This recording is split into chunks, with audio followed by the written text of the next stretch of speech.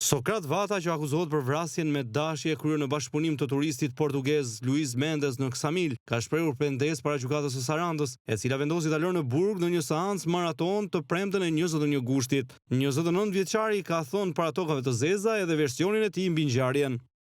I kërkoi ndjes të thellë familjes së Luisit dhe njëkohësisht autoriteteve të shtetit të viktimës. Nuk e kam ditur fare që personi ka ndëruar jetë, nuk ka qenë pasojë e dëshiruar, ka qenë sherr shumë i madh. U ndëryra për të ruajtur qetësinë sepse kishte edhe klientë të tjerë. Në ato momente dëgjoj sharje dhe ofendime ndaj meje dhe Danielit. I kuptoja fjalët sepse njoh disa gjuhë. Kemi patur përplasje verbale dhe më pas 5-6 veta më kanë sulmuar. Nuk kam kuptuar çfarë po ndodh. Pasi e kam parë veten në tokë, dikush nga këta të huajt më goditi shumë fort. Nuk kam patur thik. Ja kam parë në dorë Luisit për të neutralizuar gjendjen dhe kam arritur t'ja heq. Pasi mora thikën nga dora e tij, kam ndodhur sërish për leshje. Nuk kam kuptuar çfarë kam bërë apo çfarë ka ndodhur. Kam qenë jo koshient. Më kanë goditur 5-6 veta dhe nuk kam kuptuar çfarë po ndodh.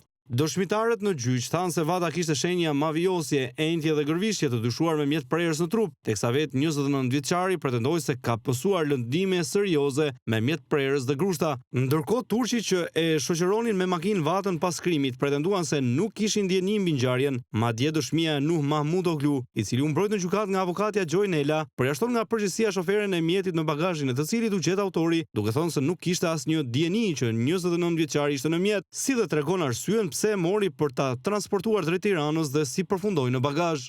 Me Ezgi Parlak jam njohur para disa ditësh, ka ardhur në Shqipëri më datën 16 gusht. Unë jam i regjistruar në Durrës si biznes fizik me aktivitet në dhënien e makinave me qira. Jemi njohur online pasi më shkruajti në Instagram për makinë, pasi krijuam shoqëri këto ditë. Sokrati shfaqi ditën e ngjarjes si gjakosur dhe më kërkoi ndihmë me pretendimin se është rrëzuar me motor dhe konfliktuar me disa njerëz. Përpara se të merrë Ezgin, Sokrati më tha se donte të flinte gjumë dhe kërkoi të flinte në bagazh. Kështu ndodhi. Më pas marrim Ezgin dhe nisemi drejt Tiranës. Drejtuesja e mjetit nuk e dinte që Sokrati ndodhej në bagazh, jo më të dinte ç'kishte ndodhur. Për vrasjen as unë nuk dija asgjë. Me Sokratin njihemi sepse e kam frekuentuar shpesh Principotes. Ai punonte si host, ndërsa unë e frekuentoja për të pushuar.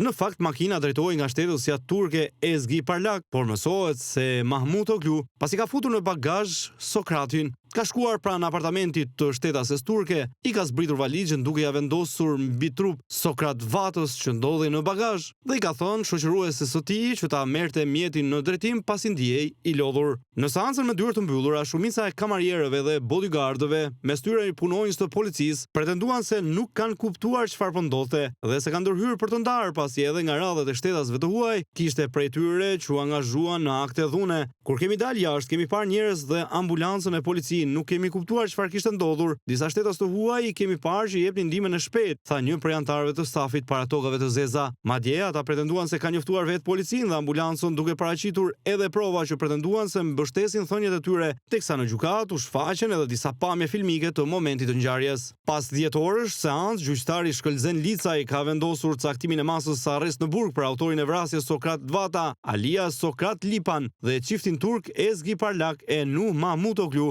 Masa e sigurisë arrest në burg me afat 45 ditë është caktuar edhe për Ildi Çekani, Erviz Bunci dhe Sergji Selimi, kamarier tek Principote. Ndërkohë janë liruar me masën detyrim paraqitje në policinë gjyqësore, efektivi i policisë Musait Matushaj, efektivi i burgut të Fierit Luciano Seferi, efektivi i policisë bashkiake të Gjirokastës Romeo Sheu, të cilët punonin si bodyguard tek Principote, kamarieri Murat Xhabina dhe bodyguardi tjetër Kristi Koshi. Në pamjet e hyrjes së personave të arrestuar në gjykatë, u pa edhe Sokrat Vata me kokën lart dhe i bindur ndaj punonjësve të policisë, teksa në sfond dëgjon thirrjet e familjarëve që i ofrojnë përkrahje vrasësit.